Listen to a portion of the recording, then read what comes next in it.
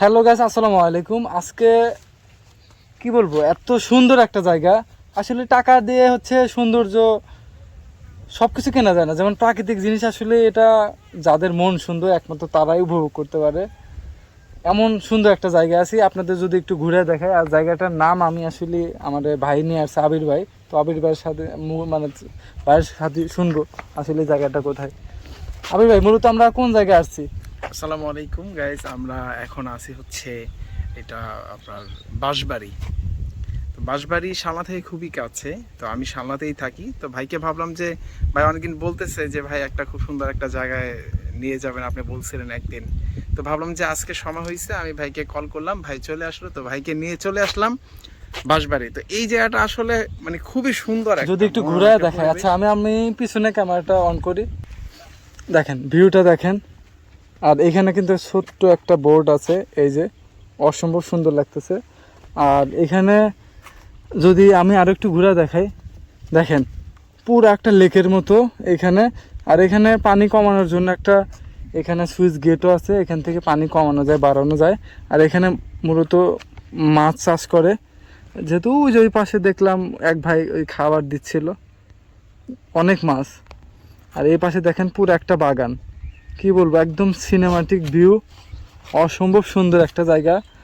আর আবির ভাই, জি ভাই। এখানে যদি কেউ আসতে চায় গাজীপুর চৌরাস্তা থেকে, তাহলে কিভাবে আসবে? গাজীপুর চৌরাস্তা থেকে আসতে হলে ময়মনসিংহ রোডে ঢুকবে, এরপর শালনাতে নামবে, শালনা ওভারব্রিজে নামার পরে ওইখান থেকে একদম সোজা একটা রোড আছে, কাথুরা রোড বললেই হবে। এরপর এভাবে কাথুরা রোডের মাথায় হচ্ছে বাঁশবাড়ি। অবশ্য আচ্ছা, এই যে, বাঁশবাড়ি যদি কখনো আপনি আপনার অডিয়েন্সকে বলতে পারেন যে যদি কারো কখনো মন খারাপ থাকে, সে যদি এখানে আসে মাস্ট বি তার মনটা ভালো হয়ে যায়। আচ্ছা, আরেকটা কথা, এখানে তো একটা ইয়া দেখতেছি, মূলত এই জায়গাটার নাম কি, যে এটা কিসের ইয়া? এটা হচ্ছে আপনার মার্কাজ। এখানে তাবলিগের জামাতের লোকরা আসে। মাশাআল্লাহ, এত সুন্দর নিরিবিলি জায়গা। হ্যাঁ, সেটাই। আপনি এখানে আসলে বললাম তো যে মন ভালো হবেই। যাই হোক, আসলে ঘোরার জন্য আসলে টাকা না, মন মানসিকতা থাকা দরকার। আর আমি একটা জিনিস অ্যাডভাইস করব, যে আসলে যখন আপনার টাকা হবে তখন ঘোরার মতো সময় থাকবে না।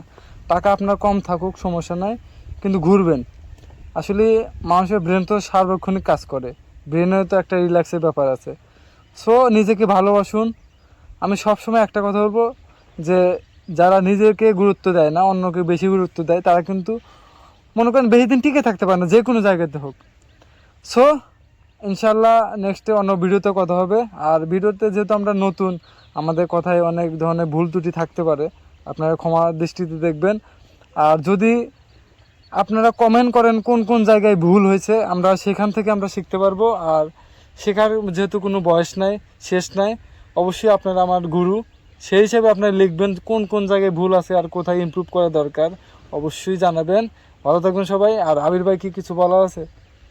আমার তেমন কিছু বলার নাই, অডিয়েন্সের কাছে এটাই বলতে চাই যে আপনারা টাকা পয়সার দিকে অত ফোকাস না করে একটু নিজেকে রিল্যাক্স করার জন্য হলেও ঘুরতে আসুন, ঘুরতে বের হন। মন ভালো থাকবে, শরীরও ভালো থাকবে। সুস্থ মন সুস্থ দেহ। বেস্ট অফ লাক, সবাই ভালো থাকবেন। আসসালামু আলাইকুম।